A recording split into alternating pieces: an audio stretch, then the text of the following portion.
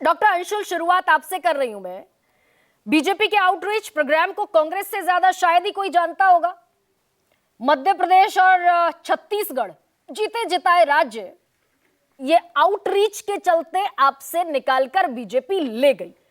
तो ये जो दक्षिण भारत की चुनौती है आपके लिए डॉक्टर अंशुल, अब ज्यादा मुश्किल हो रही है क्या?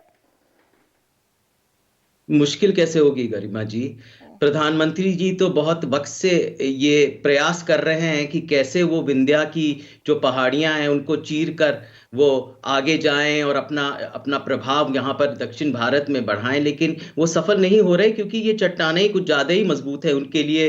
वहां पर जो उनके समर्थक हैं वो कम ही होते जा रहे हैं मुझे लगता है। हाँ, उन्होंने जरूर कोशिश की, काफी कर्नाटक के लोग उनसे मुतासिर भी हुए पिछली बार, बल लेकिन जब विधानसभा के चुनाव आए तो उनको एक बार नकार भी दिया क्योंकि वहां पर जो सरकार चुन के आई थी वो 40% सरकारा के नाम से जाने जाती थी, क्योंकि इतने गंभीर भ्रष्टाचार के आरोप थे। तो वहां की आवाम ने उनको उठा के फेंक दिया वहां पर। तो ऐसे ही उनके कोशिश उनकी जारी है। किस तरह की कोशिश है ये तो जरा जान लें। और आपने जिक्र किया मध्य प्रदेश का, छत्तीसगढ़ का, राजस्थान में प्रधानमंत्री आए, वहां आउटरीच प्रोग्राम भी हुआ, लेकिन किस तरह का आउटरीच प्रोग्राम ये होता है, किस तरह की सियासत होती है, किस तरह की राजनीति होती है? ये तो नफरत की राजनीति होती है ना वहां पर। ये तो नफरत फैलाने की राजनीति होती है, घृणा की राजनीति हुई। जब आप ये बात कह रहे हैं कि भाई चट्टाने जो हैं दक्षिण की वो रोक रही हैं बीजेपी को, तब क्या इंट्रोस्पेक्शन की जरूरत है कि वो रोकती रोकती चट्टाने भी बीजेपी को 29 दे देती हैं? 25 कर्नाटक में, 4 तेलंगाना में, आप 28 पर रह जाते हैं। एक ज्यादा ही है अभी भी गणित में आंकड़ा। नहीं, देखिए, ये गरिमा जी एक भ्रम फैला हुआ है प्रधानमंत्री की लोकप्रियता पे कि वो कैसे पूरे मुल्क को मुतासिर करते हैं, कैसे एक प्रचार फैला हुआ है।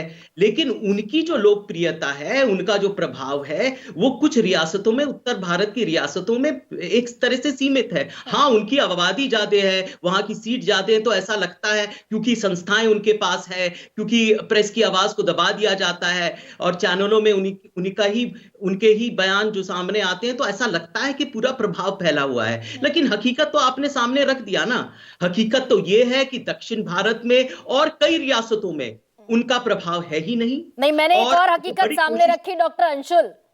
4 बार की सीट है आपकी जीती हुई केरला की, तिरुवनंतपुरम। बीजेपी कभी नहीं जीती, लेकिन पिछली दफा रिकॉर्ड वोट शेयर मिला बीजेपी को। दूसरे नंबर पर है बीजेपी। लेफ्ट जिसका गढ़ है वो तीसरे नंबर पर है।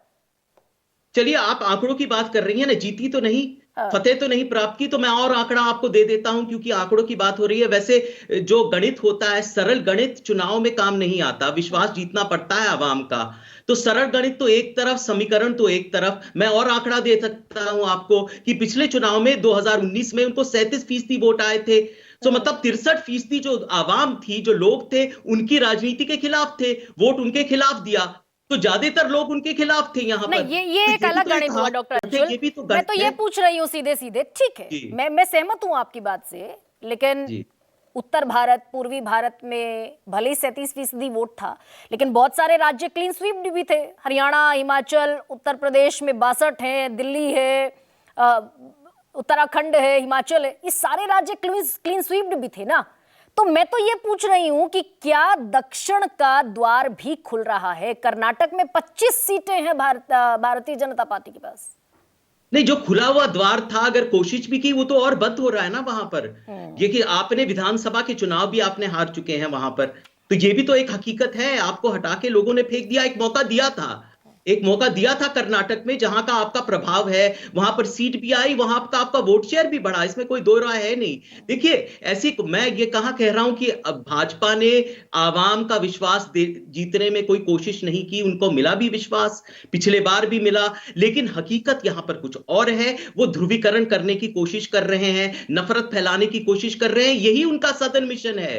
जो मिशन की आप बात करते हैं, जो और रियासतों में भी हुआ, जो चुनाव हुए थे विधानसभा में, वहां पर जो उन्होंने किया, वो यही मिशन है कि नफरत कैसे फैलाएं। और जो बेरोजगारी है, जो मंदी है, जो मुफलिसी के जो फर्जी आंकड़े जो सामने आ रहे हैं, जो नीति आयोग ने जो आंकड़े रखे कि यहां पर सब कुछ अच्छा है, यहां पर गरीबी कम हुई है। अगर आप सोचिए, ऐसे बेशर्मी कि यहां पर वो कह रहे हैं कि गरीबी कम हुई है और सिर्फ 5% लोग यहां पर गरीब रह गए हैं। डेविएट हो गए डॉक्टर अंशुल, डेविएट हो गए।